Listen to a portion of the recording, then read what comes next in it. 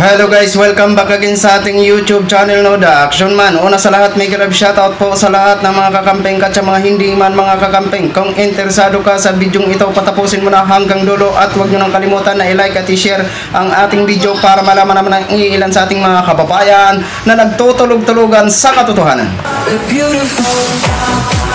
So muli naman nagbabalik ang nag-iisa nyong host na si The Action Man para magbigay ng komentaryo at reaction sa mga mainit ng issue ng bayan.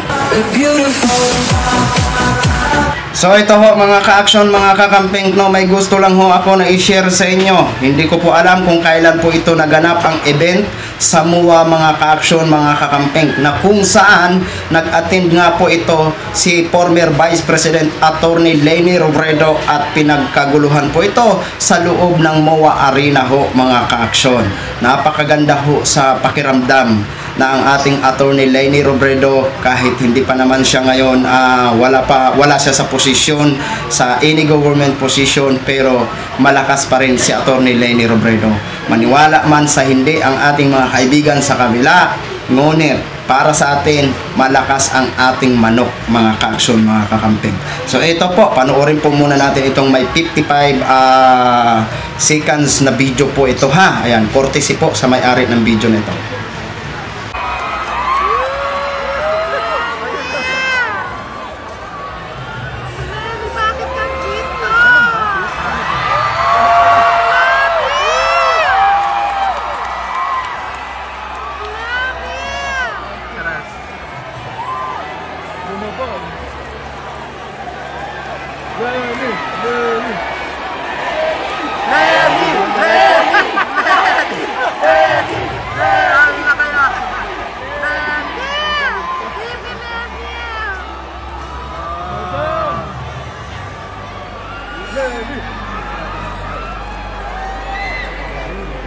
Good job.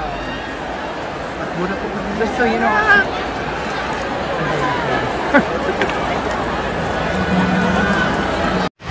So yun na ho mga ka-action, mga kagamping, no, napanood na po natin ang ganap ho, di ba?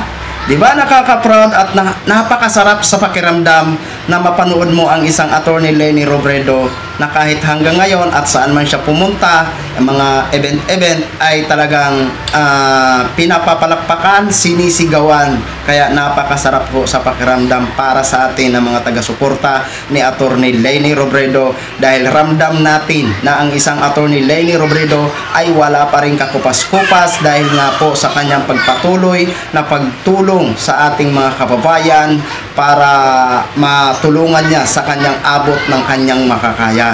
Dahil nga po dyan sa kanyang mga magagandang mga ginagawa sa kanyang programang Angat Buhay, ay patuloy pa rin ang kanyang pamamayagpag sa social media, patuloy pa rin ang paghanga ng mga ordinaryong Pilipino na nagtitiwala ho sa kanyang kakayahan. Lalong-lalo na ho ngayon na sobrang pagsikat niya sa larangan ng kanyang pagiging private sector, dahil nga po sa kanyang mga magagandang ginagawa na naiibsan niya ang kakulangan ng gobyerno po, mga ka-action, mga kakamping. Hindi niya man lahat naibsan, pero magpapasalamat po tayo kahit papano ang kanyang programang Angat Buhay ay nakakatulong dito sa gobyerno ho natin. Hindi po sila nakikipagkompetensya, bagkus sila po ay tumutulong para maano naman yung ating mga kababayan, no? Kaya magpapasalamat ho tayo na kahit wala man ito siya sa buhay politika ngayon at hindi ho siya nakikisawsaw, dahil alam ni Attorney Leni Robredo kung saan siya lulugat at kung saan siya magboboses.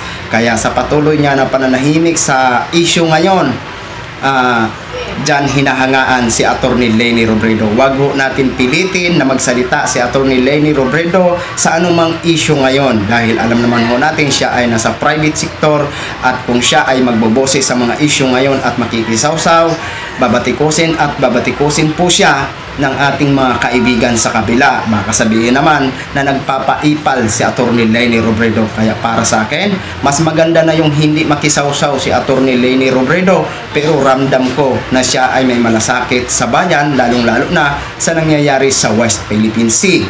Kaya intindihin po natin ang kanyang pananahimik sa mga issue ngayon. Pero alam po natin na nandyan lang po siya na handang tumulong sa ating mga kababayan. So, maraming salamat po sa mga supporters. Kung anong mayroon dyan sa MOA, salamat po sa inyong pagsigaw. Ramdam ho namin na mahal nyo pa rin si Atty. Leni Robredo gaya ng pagmamahal namin at paghanga namin sa kanya. Kaya tuloy-tuloy lang po ang ating pag-share at pag-comment sa inyong mga magagandang ginagawa dyan sa Angat Buhay program.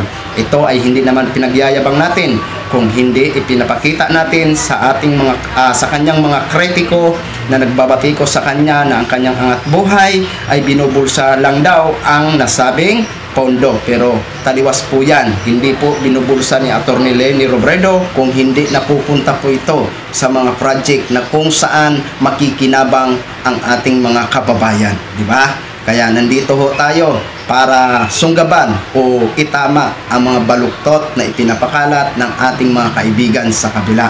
Hindi ho tayo nang aaway, tayo po ay nasa tama lang po tayo, nasa katotohanan lang ho tayo.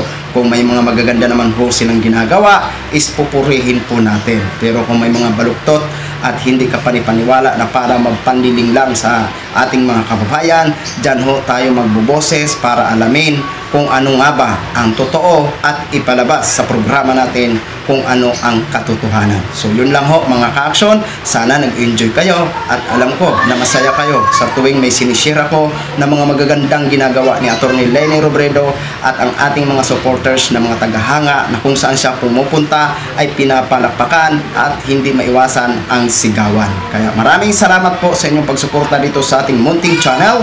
Sa hindi pa po nakapag-subscribe ng ating YouTube channel, highly recommended ko po sa inyo na i-subscribe nyo na ang ating YouTube channel para ma-update po kayo sa aking mga new video na ina-upload dito. Maraming salamat po sa ating mga viewers, Luzon, Visayas at Mindanao all over the world. Ako po ang inyong lingkod, si The Action Man. Have a good day, everyone. We're beautiful.